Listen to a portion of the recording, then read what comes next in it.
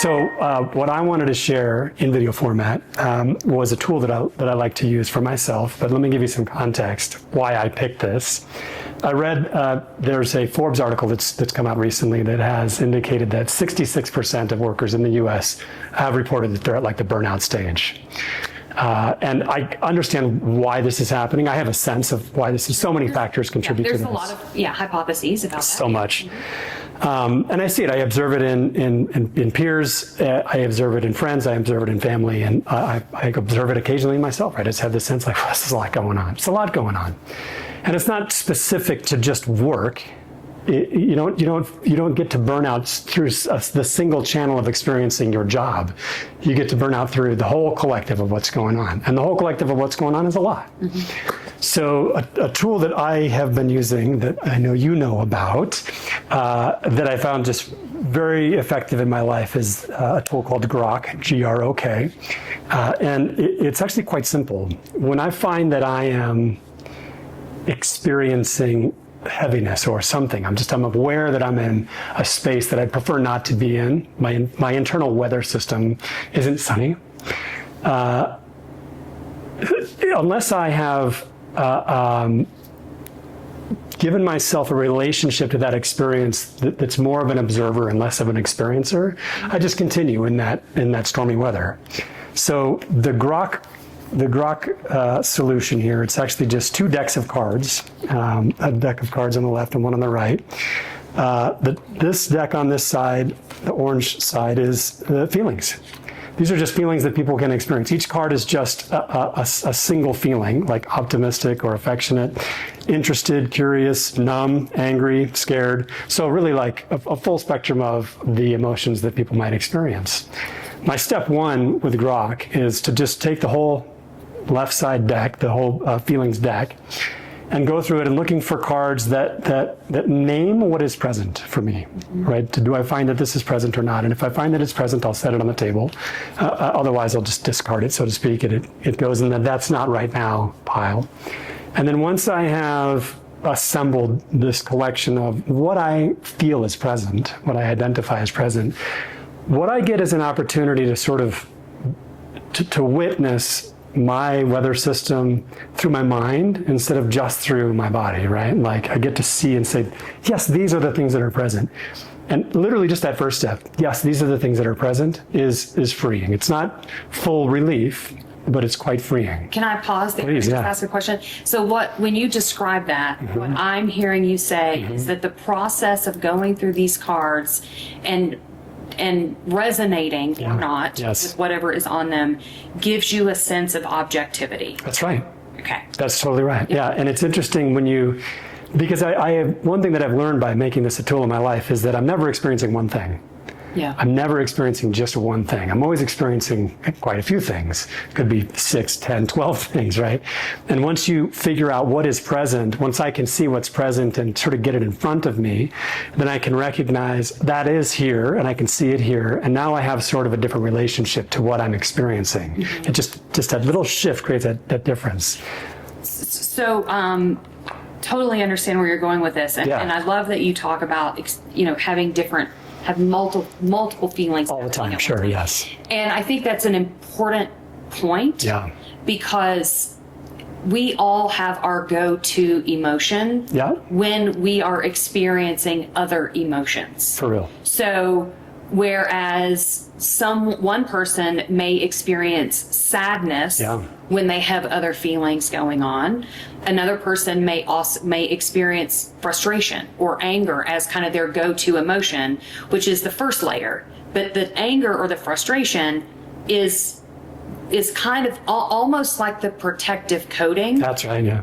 Before you get to all of these other layers of emotion. Totally. So I think it's an important context. Yes. To figure out, okay, I can be feeling frustrated because I am feeling some of these other things. That's right, yeah. And it's also interesting to see that oftentimes present in the whole mix will be things that you would maybe even be surprised to see. I guess I didn't know hopeful was there, but it is, right? Like, being honest about it, I can see that that's the case.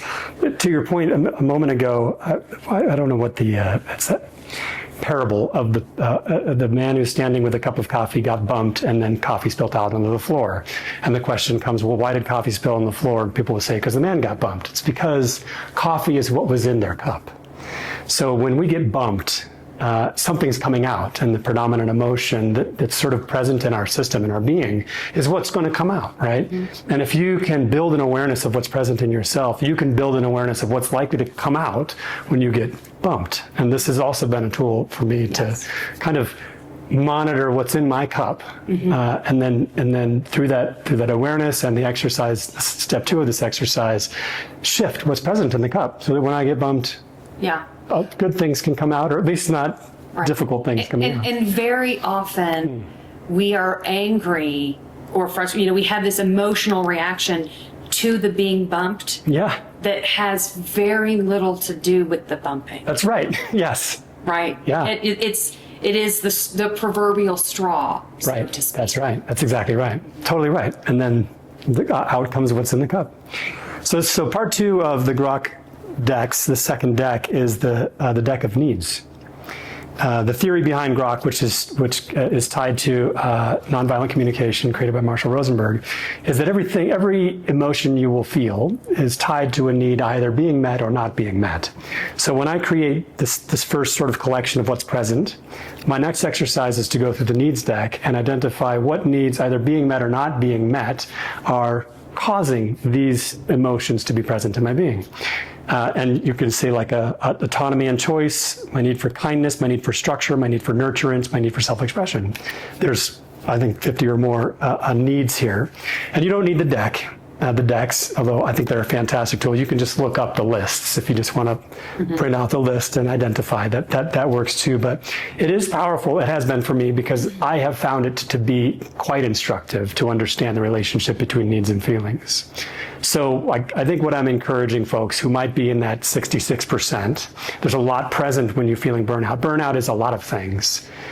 Is to maybe consider either getting a set of GROK or just printing out the lists and get it in front of you. Get in front of you what is inside of you, so that you can take another perspective, have something that's less being the victim of your experience and the experiencer of your experience, and then understand the needs that are at play for you. And when you understand the needs, then you have the tools, well, not necessarily the tools, but you have the direction of the steps that perhaps you could take to create a better experience. I love this. And can I just add one more little? Of course, yes. Yeah. Which is the understanding this inside of yourself is amazing, and will free you from kind of the entrapment of just emotion, right? Because you tend to get on a hamster wheel and it's very hard to get out.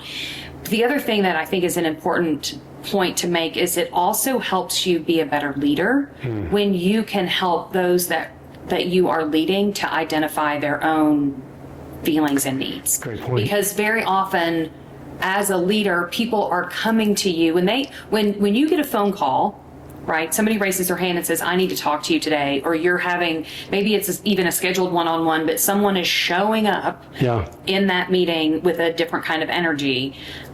This is a way that you can kind of figure out what is actually happening. And very often we are so tempted, I'm going to use your coffee analogy. We are so tempted to break down what caused the bump to start with. Sure, yes. Well, the process or the policy or, whatever that is, we diagnose the bump as leaders. We don't diagnose the cup. That's right. And so I'm just encouraging people to just go one level deeper. When you have a relationship of trust that's built on trust, and you have kind of permission from that other person to get a little more personal. What is actually happening? Because your reaction to this particular situation seems out of proportion. Yeah, totally. So what's in the cup that we need to deal with? This is actually a really good point. I have found that if I'm feeling the impulse to engage in a conversation that is driven from something that I don't want happening in me, like this is a feeling I don't want anymore, and I think if I do this and have this conversation, I can stop it. If I go through this exercise first, the conversations that follow are massively more productive. Yes. And it's interesting because, I mean, I discovered GROK in my late 30s. And I mean, if you look at it honestly, it's like, this is elementary level emotional intelligence. This is like the playing with crayons of self-awareness and emotional intelligence. But this is where I was at. And I think that there is a general lack of this kind of education in our system. And that's where I was. And I think a lot of people are there. There may be people who are quite advanced in this regard that perhaps could still benefit from this. But, you know, I think I had to take sort of a humbling step and say, this is quite elementary, clearly, but I have found it to just be very powerful.